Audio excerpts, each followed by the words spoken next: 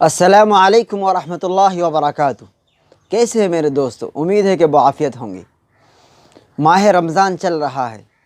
اس مبارک مہینے میں امید ہے کہ آپ لوگ تمام طرح کی عبادت کر کے اللہ کا تقرب حاصل کر رہے ہیں۔ آج ہم رمضان اور صلاۃ تراویح کے متعلق 5 مسائل عرض کرنے جا رہے ہیں۔ پہلا مسئلہ یہ ہے کہ اگر کوئی آدمی صلاۃ تراویح نہیں پڑھتا ہے تو کیا اس کا روزہ ہوگا یا نہیں ہوگا؟ دوسرا مسئلہ یہ ہے کہ صلاۃ تراویح کی کتنی رکعت ہے؟ آیا یہ 20 رکعت ہے یا 8 رکعت ہے؟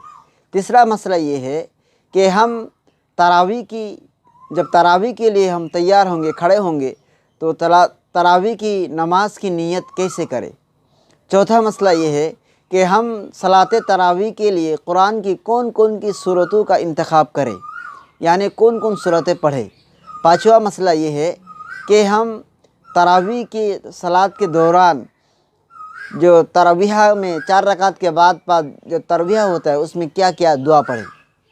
بہرحال وباللہ التوفیق، ہم کوشش کریں گے کہ ان تمام مسائل کا جواب دیں۔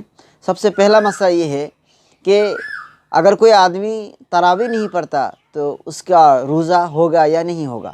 دیکھیے حضرات، تراویح اکثر علماء کے نزدیک یہ سنت ہے اور روزہ رکھنا یہ فرض ہے۔ جیسے قرآن کی آیت فمن شہد منکم الشہر فلیصم، جو آدمی رمضان کو پائے چاہیے کہ روزہ رکھے، تو روزہ رکھنا فرض ہے اور تراویح پڑھنا سنت ہے۔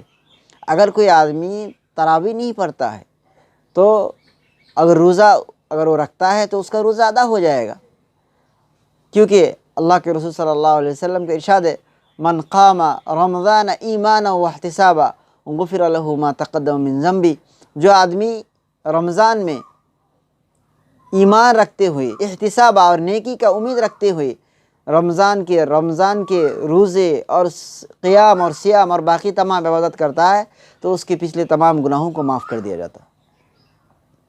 دوسرا مسئلہ کہ آیا رمضان کی تراویح ہے یہ 20 رکعت ہے 8 رکعت ہے؟ یہ بڑا اختلافی مسئلہ ہے۔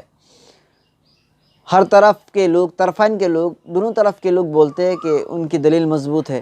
20 رکعت والے بھی بولتے ہیں کہ 20 رکعت ثابت ہے، 8 رکعت والے بولتے ہیں 8 رکعت ثابت ہے۔ لیکن بہتر یہ ہے کہ آپ نماز تراویح کی 20 رکعت پڑھیں، کیونکہ اگر آپ 20 رکعت پڑھیں گے تو 8 رکعت 20 کے اندر داخل ہے، تو آپ گویا کہ دونوں پر آپ کا عمل ہو جائے گا۔ لیکن اگر آپ نے 8 رکعت پڑھا اور 20 رکعت والوں کی دلیل اگر مضبوط ہو تو آپ آٹومیٹکلی 12 رکعت سے محروم ہو جائیں گے۔ تیسرا مسئلہ یہ ہے کہ ہم تراویح کی نیت کیسے کریں؟ پیارے دوستو، نیت بولتے ہیں ارادۃ القلب، دل کے ارادہ کو۔ نیت کے لیے اپنے زبان سے کوئی الفاظ کا نکالنا کوئی ضروری نہیں ہے۔ جس طرح آپ جب تراویح کی لیے نیت کریں گے تو اب یہ دل میں یہ رکھنا کہ ہم صلاۃ تراویح ادا کر رہے ہیں، بس ہو گیا۔ لیکن اس کے لیے نویت ان اصلی للہ تعالی وغیرہ وغیرہ مشکل الفاظ جو آپ کے لیے ہو اس کو عربک میں تلفظ کرنا کوئی ضروری نہیں ہے۔ چوتھا مسئلہ یہ ہے کہ صلاۃ تراویح میں ہم کون کون سے صورت کا انتخاب کریں۔ ویسے تو نماز تراویح ایک سنت ہے اور تراویح میں قرآن کریم کا سننا ایک دوسرا سنت ہے۔ بہتر یہ ہے کہ آپ قرآن کریم رمضان میں صلاۃ تراویح میں پورے قرآن سنیں۔ اگر آپ نہیں سن رہے ہیں اور سورہ تراویح پڑھ رہے ہیں آپ، تو آپ کے لیے بہتر یہ ہے کہ آپ کو جو صورتیں آپ کو یاد ہو وہ صورتیں پڑھیں۔ اگر 10 صورتیں آپ کو 10 صورتیں آپ کو یاد ہے تو پہلی 10 رکعت میں آپ 10 صورتیں پڑھ لیں اور نیکسٹ جو 10 رکعت ہے اس میں نیکسٹ جو 10 صورتیں پڑھ لیں۔ لیکن خاص طور پر بعض کتابوں میں لکھے ہے کہ کوئی خاص صورتوں کو پڑھ کے آپ کو صلاۃ تراویح ادا کرنا یہ کوئی ضروری نہیں ہے۔